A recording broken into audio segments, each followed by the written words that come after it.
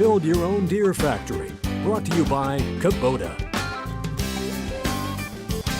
Well, James, we're starting to get into the stage of this process here on Build Your Own Deer Factory where we're starting to think more and more about hunting season. You know, and all this work that we've done so far, the warm season food plots, the timber management, creating cover and sanctuaries for our deer, all those things are going to benefit these whitetails throughout the year. But as we approach hunting season, we can use some of those elements to our advantage in terms of hunting. One of those topics that's really important is manipulating the terrain and the habitat to influence the way deer are moving through a property. Yeah, it's what I call landscaping for whitetails. It's my favorite thing. What we've got here is we've got a property that goes from upland down into a bottom. We got a drainage over to our left and we got a drainage over to our right. We got a summer food plot of soybeans right here. We got summer thermal cover. On the other side we've got corn.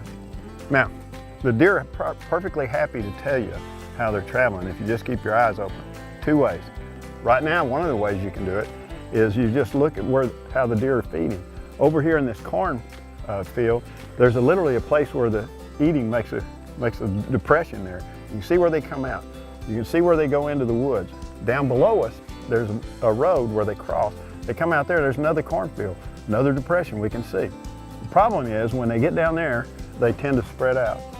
And what the owner's wanting to do is he's wanting to route the deer, not only in a proper way for harvest, but to get to his sanctuary.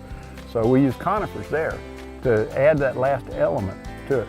Now, later in the year, just mapping out rubs. Deer are very happy to tell you where they travel. If you map out the rubs on your property, unless you grossly change it, those deer are going to use those travel corridors year after year after year. Well, and to your earlier point, we know the deer are using this property and this habitat in different ways during the warm season months and the cool season months. So, exactly. You know, we've got summer thermal cover and winter thermal cover we're establishing. We've got sanctuaries scattered around throughout the property. We got warm season food plots, agriculture, cool season food plots. They're going to use this property in different ways throughout the year, but if we set up our set of travel corridors strategically, it doesn't matter what time of year it is, the deer are going to utilize those travel corridors because they're comfortable with them and it gets them from point A to point B. And all along the way, there's wonderful elements that do them a lot of good, scattered perfectly. Well, let's go check out the spot we've got where we're actually using some winter thermal cover, and we're combining it with a travel corridor strategy that's going to influence deer behavior later in the year. I'm anxious to do that because it shows a beautiful example of how you can lay it out.